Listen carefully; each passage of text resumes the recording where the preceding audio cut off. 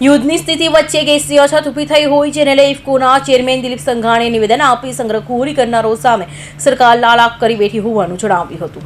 Surat ઇકોના chairman Dilip સંઘાણીએ ગેસની અછતને લઈ નિવેદન આપ્યું હતું અને જણાવ્યું હતું કે યુદ્ધની પરિસ્થિતિને લઈ ગેસનો સંગ્રહખોરી કરનારાઓ ઉપર સરકાર બાજ નજર રાખી રહી છે. સંગ્રહખોરી કરતા લોકો સામે સરકાર એક્શન પણ લીધા છે. ખેડૂતો માટે ચિંતાનો વિષય નથી. આ સિઝન પૂરતો ખાતરનો જથ્થો પૂરતા પ્રમાણમાં છે.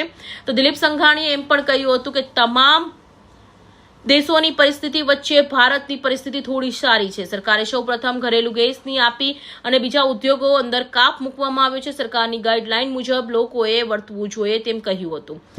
આંતરરાષ્ટ્રીય જે રીતે યુદ્ધની પરિસ્થિતિ છે, ખાડીઓમાંથી જે સમુદ્ર વાપે આવતી માત્ર ગેસ જ નહીં, બાકીના ડીઝલ ઓઇલથી માંડીને ફર્ટિલાઇઝરની રો મટીરિયલ અને ત્યાર મટીરિયલ આવવામાં જે તકલીફો પડી રહી છે ત્યારે સાવધાનીપૂર્વક શિસ્તબદ્ધ રીતે સમગ્ર જનતાએ ઉદ્યોગોએ સરકારના માર્ગદર્શન પ્રમાણે એ રીતે વર્તવું જોઈશે જેથી કરીને ઓછામાં ઓછી અગવડતા આપણને પડે. 25% દક્ષિણ ગુજરાતની હોટલોને અસર થઈ છે ગેસના કારણે.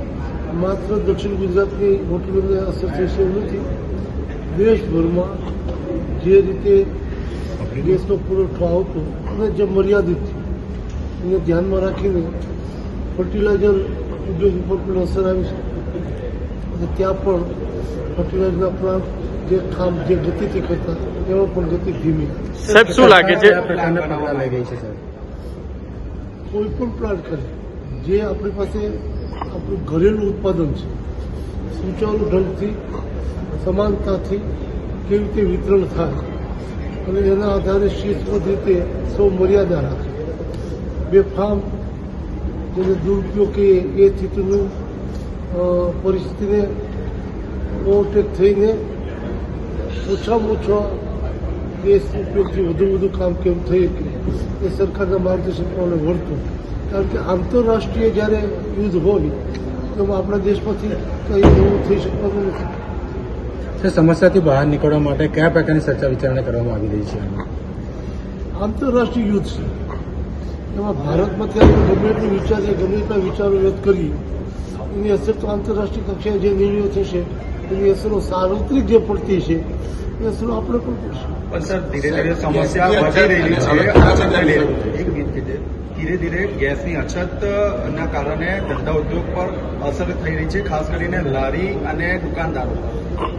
ત્યારે આંતરરાષ્ટ્રીય કક્ષાએથી જે આવતી વસ્તુઓ નહીં આવે તો એ સમસ્યાને આપણે કેવી રીતે ઓવરટેક થવું એ સૌ શિસ્ત વધારે સરકારના માર્ગદર્શન પ્રમાણે વર્તીશું તો જ શક્ય થશે.